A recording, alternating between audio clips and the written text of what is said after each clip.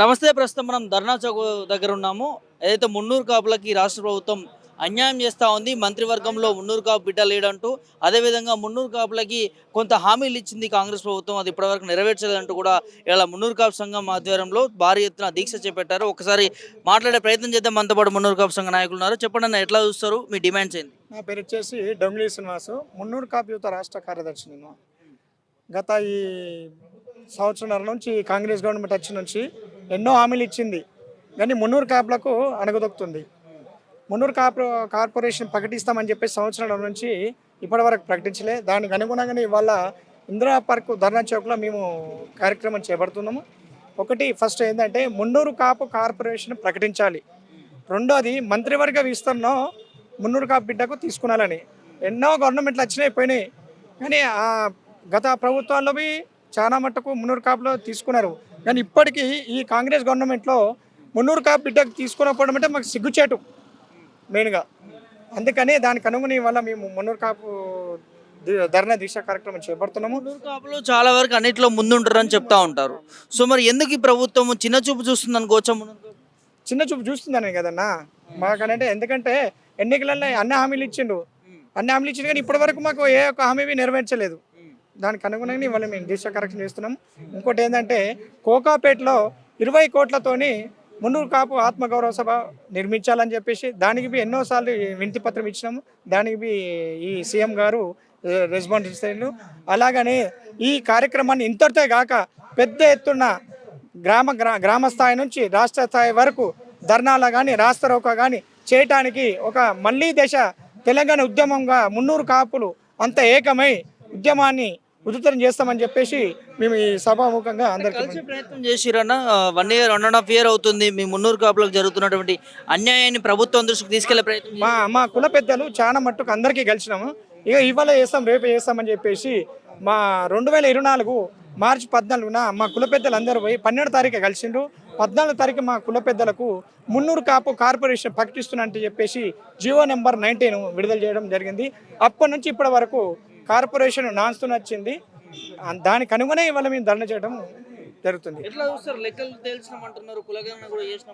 Correct అన్న. ఇప్పుడు యావత్ తెలంగాణ మొత్తం మీద 45 నుంచి 50 లక్షల మంది మున్నూరు కాపులు ఉన్నారు.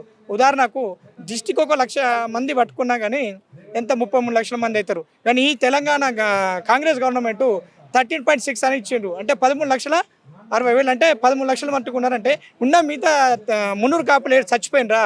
మరి కరోనా వచ్చిందా? దాన్ని బయటది మళ్ళా అంటే మా మున్నూరు కాపులు అణగదొక్కాలనే ఈ కాంగ్రెస్ గవర్నమెంట్ చూస్తుంది. కాబట్టి దానికి ఖచ్చితంగా ఈ తెలంగాణ గవర్నమెంట్ కాంగ్రెస్ గవర్నమెంట్కు తగిన బుద్ధి చెప్తామని చెప్పేసి అన్యాయం చేసింది. ఇక్కడ మీకు ఇచ్చే హామీల కులగణనలో మాకు అణగదొక్కింది, మాకు ఇచ్చే హామీలలో అణగదొక్కింది. ఖచ్చితంగా వీళ్ళకు తగిన గుణపాఠం మేము చెప్తామని చెప్పేసి మేము కోరుచున్నాము.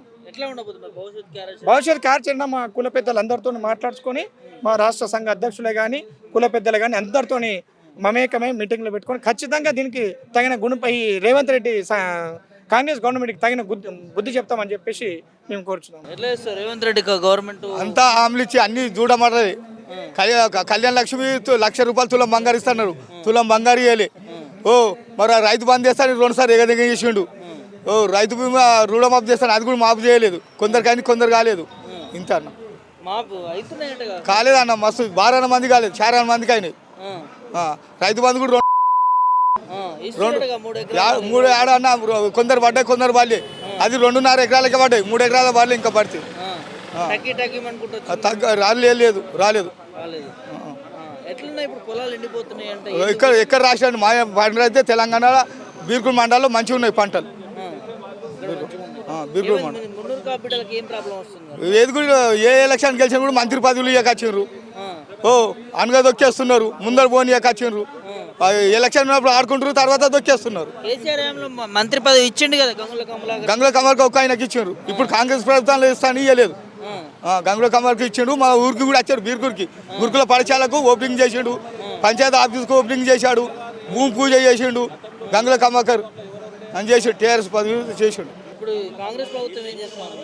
ఇవే హామీలు ఇచ్చినాయి సరి చేయకొచ్చిండు. కళ్యాణ లక్ష్మి ఇస్తాడు తులం బంగారు. కళ్యాణ లక్ష్మి ఇవ్వకొచ్చిండు, తులం బంగారు ఇవ్వకొచ్చిండు. రైతు బీమా ఇస్తాడు, 2 పంటలు వేయలేదు. ఇక చేసిన కొందరికి అయినా కొందరు కాలేదు అన్న రూపాయల సగం అయినా సగం కాలేదు 2 లక్షల పైన ఉన్న వాళ్ళకు కాలేదు 2 లక్షల ఉన్న కూడా కొందరు కాలేదు అన్ని చేస్తున్నామంటున్నారు రేవంత్. అది చెప్తున్నాడు అన్న చెప్తున్నా కానీ తెల్లారితే మాట తప్పుతున్నాడు అన్న అంతే ఇక మనకు అంతకేంది మున్నూరు కాపు బిడ్డలకు న్యాయం చేయాలి. న్యాయం చేయాలి మున్నూరు కాపు బిడ్డలకు న్యాయం చేయాలి గ్రామం నుంచి ఉప ముఖ్యమంత్రి కూడా ఇవ్వచ్చు ఇప్పుడు గెలిస్తే ఎవరికి ఇప్పుడు మున్నూరు కాపు